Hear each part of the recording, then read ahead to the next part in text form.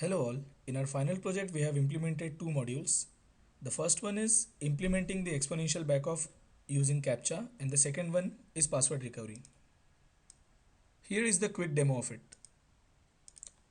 Now I am going to show how the exponential backoff works. Suppose the student one is trying to log in using wrong password.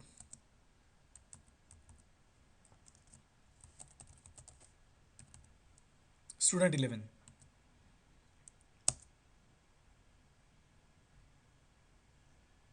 It says incorrect name and password. He again tries to log in with again wrong password. The system will show the same error again. Likewise, the user is allowed to log in 3 times.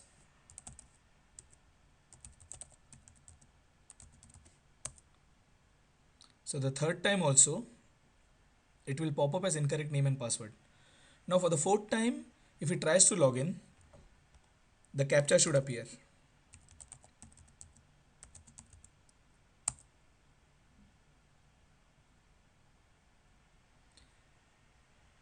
Now this will prevent the system from the attacks of bots.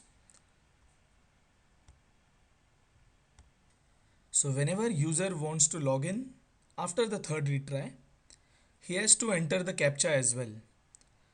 Let's suppose the user enters the wrong captcha or the password.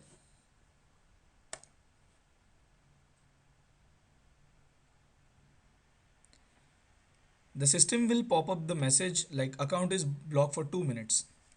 As this is the exponential backoff, after 2 minutes, if he again tries to log in and fails, this will the time duration for which the account is blocked will increase from 2 minutes to 4 minutes, from 4 minutes to 8 minutes and likewise. After 2 minutes, if he again tries to log in with the wrong password or captcha,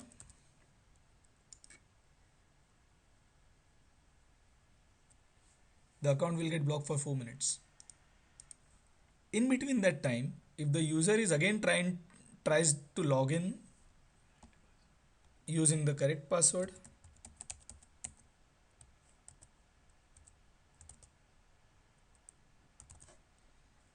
or maybe the wrong password, he's not allowed to log in by this point of till this time which was mentioned here. As the number of retries for the student 11 have exceeded 3, so whenever he tries to log in,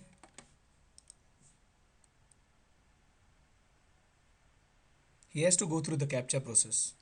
So again he has to enter the correct password and captcha value. So if it authenticates correctly, it will take it to his home page. That's about the exponential backoff.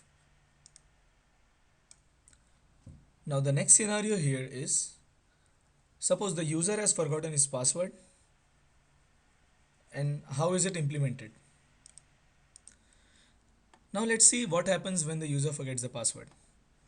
Whenever the user wants to reset the password on his own, he shall click on the forget password. There he has to mention his email ID associated with it, and he has to click on the request reset link. And since this is the development mode, the default email ID taken will be expertise.development. So I'm already logged in into expertise.development. As we can see, the email has been sent to the expertise.development. There we can see the link. When user clicks on this link, it will take him to the password reset window. There the user has to reset his own password. Let's say I will set it to Rahul123.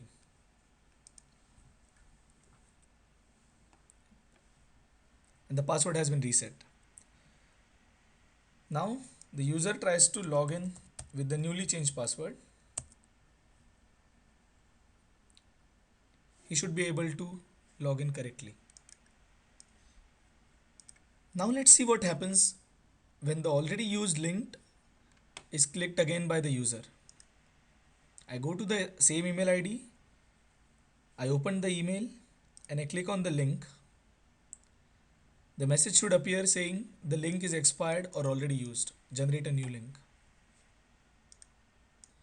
So in this case also, if the attacker by any chance gets hold of the user's email ID, he may not be able to uh, set his own set the password again using the already used link. So it pretty much protects the system from the attackers as well as from the bots. So this is the end of the demo. Now the next question is, how did we implement the CAPTCHA? So for CAPTCHA, we have used Simple CAPTCHA, which is an open source gem which is available.